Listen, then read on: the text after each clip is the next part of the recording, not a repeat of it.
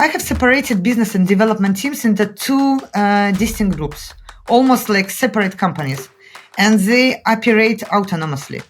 However, there are two key roles that serve as a bridge between the business and development sides: the project manager and the product manager. These two individuals meet frequently with both of the business and development teams, and their mission is to ensure clear communications. You're listening to 15M Mastering, a show that empowers you with insights from the leading iGaming experts to enhance your personal or business performance. The show is brought to you by tech-driven affiliate and media company Already Media, and supported by the AI-powered data analytics platform Blask. Yo Investments, a fund manager investing in outstanding people who are disrupting the iGaming, fintech, and crypto industries. And BC Game, the multi-award-winning crypto casino with a player-centric approach. Hey everyone, and welcome back to 15M Mastery. Today we're joined by Aleksandra Mouton, CEO of Amarix and recently named Best iGaming CEO 2024. Aleksandra is transforming how iGaming companies manage development teams through empowering and innovative leadership. In this episode, we will explore how to drive success through effective development team management in the iGaming. Welcome back, Aleksandra. Hello, nice to meet you again. Let's go. So the first question is, what management principles allow teams to launch innovative products without getting stuck in bureaucracy? At Amarix, we use agile as it should be, not as PMBOK recommendations. Agile is about principles, not rituals. And unfortunately, many managers forget about that. Let's remember manifesto of agile. People and their communications are more important than processes and tools. The working product and MVP is more important than the documentation. Collaboration with a client is more important than agreeing on contract conditions. Availability for changes is more important than following the initial plans. On top of these principles, we added some personal touch that we elaborated in my past experience as product manager. I set clarity in product vision and goals, making a lot of emphasis on spec writing and defining acceptance criteria as the most important part of the task. I don't describe the full spec. I let the team to show their creativity in their own, and I don't make them blindly follow the instructions from management. That lets me decentralize decision-making and fully implement it on KPI-driven approach. Also, obviously, we hire only high-talented guys. Our team is just experts, and we let them do their work. As simple as that. I value my team. I select each of the members of Amarix with 100% accuracy. I send them clear goals from day zero and make an onboarding process very detailed. I share knowledge easily and values every day and encourage them to do it in their way too. As a result, I get a responsive team that has truly implemented agile principles. And when you're in agile, there is no room for bureaucracy. Yeah, I totally agree with you. And I think it leads me to my next question, because I think amongst many other niches, operate in a very strongly regulated environment. And it's very hard to balance autonomy, which you've given to your teams, especially if you hire in strong leaders. How do you balance the team's autonomy with ensuring they align with companies' objectives, but most importantly, regulatory requirements of our industry and the certain markets you guys are operating in? To balance the autonomy with alignments to company objective, I focus on setting clear, transparent rules and goals. I write the strategy in a way that's accessible to everyone at Amarix, not just for C-level, but for every single member. And I share it. I send it to every single one. Instead of being a higher-level visionary document, it's a clear, actionable spec that guides us all. Our team operates in a micro-mission structure where each team, mini-team I mean, is focused on specific objective with KPIs set by the strategy. The beauty of this setup is that it allows individuals the freedom to take their ownership of their work while staying aligned with the company's board mission and goals. The key here is strong company culture. Everyone within the team knows the values we stand for, and the most important is they live by them. As a leader, my role is to ensure that these cultural principles are respected in every interaction and decision. I'm consistent and transparent about following the rules I set, and my team respects that consistency. I don't need to micromanage. I trust my team, and the team shares the same values and understands the bigger pictures. This balance of autonomy and alignment to our values helps ensure we meet company objectives and stay compliant with regulations, while also allowing our team to remain focused and agile in their work. As I said previously, I just let people to do their best, but set up rules and frames that they can't overpass. So that's how we really implement talent-driven management. Yeah, I totally agree, and I think that was Jack Ma who said like we hire people so they tell us what to do instead of us telling them what to do. So it's fully aligned what you just mentioned as well. So let's talk about the new features delivery and development. So many leaders they struggle with the constant pressure of new features versus platform stability. How do you manage this tension? Yeah, totally understandable. And as everyone, I think we follow feature-driven approach. But at the same time, we proclaim the logic above the plan. We are very transparent in backlog making.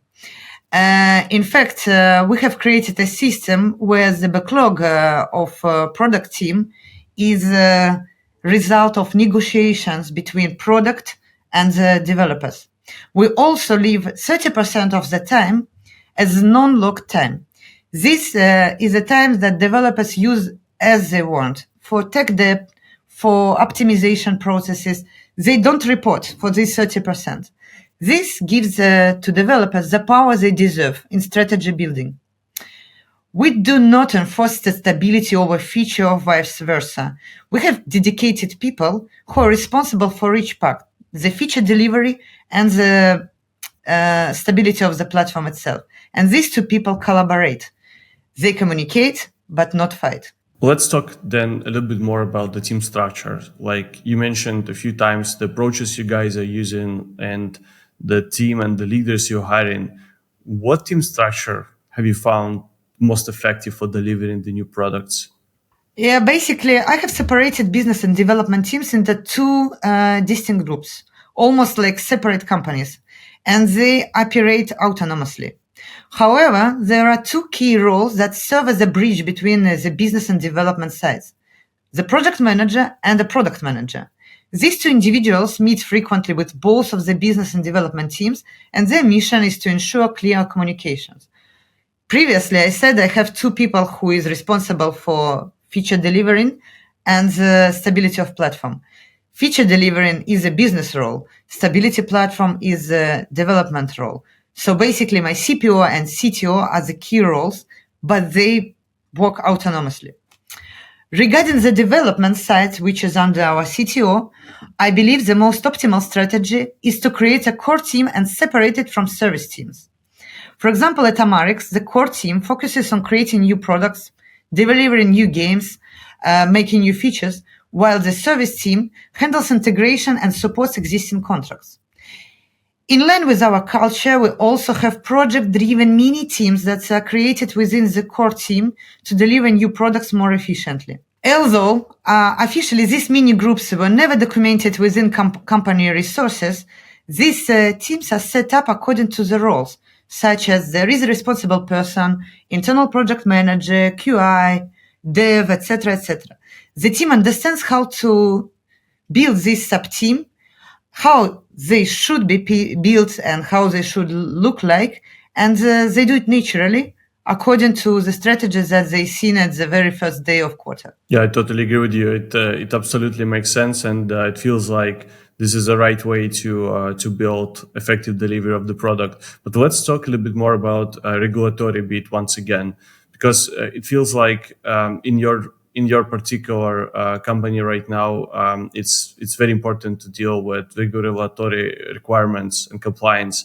How you use what kind of strategies you use to motivate developers when dealing with regulatory and compliance work? That's an interesting question because they hate it. Yes. My strategy is to be honest with my devs, and I show them money. Literally every quarter at the end of the last month, I invite them to a call where I show them a big financial presentation where I explain from where the cash flow came, and they see it with their eyes clearly how regulatory compliance work influenced our business. Of course, I also add some operational tactics to make this work a bit more aligned with the personal needs of the team. For example, I make compliance part of engineering excellence. I let developers work and talk about that. I give them a say in how compliance is handled. I also ask my project manager to run a very specific role. Our project manager has to set up balance between compliance work and creative projects. In a team, we have experts who is total expert in compliance job, but from time to time, he participates in game development, so he keeps motivated and still having some fun in implementing creative ideas in game development. So as long as you're honest with your team and you're showing who is gaining money there, people keep motivated without extra bonuses as free coffee and cookies in your office. Yeah, absolutely agree with you. And it feels like it's not just, the way your organization evolved, it doesn't feel like it's happened over the night or even a month, right? So for a leader, and you seem to have a lot of experience here. So for a leader who is willing to transform their development culture, what is the first change they should be implementing immediately?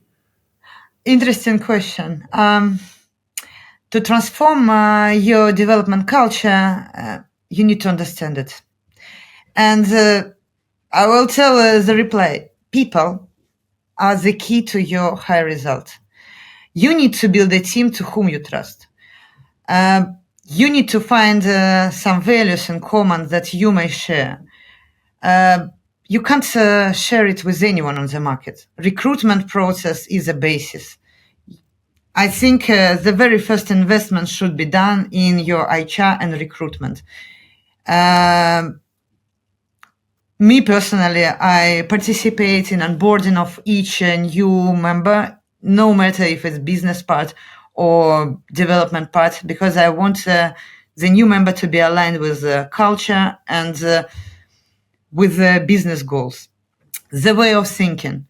I run a performance review in hard skill and soft skill methods for each of them. I actually value soft skills among developers quite high. Maybe even too high. That is not often implemented in usual teams. I believe that if you want to trust your developers, you need to be on the same level in terms of soft skill as well. You need to contribute to the common goal. To share values, you need to set them very clearly. You should not give any orders to your team, but ask opinion and suggest a challenge to achieve.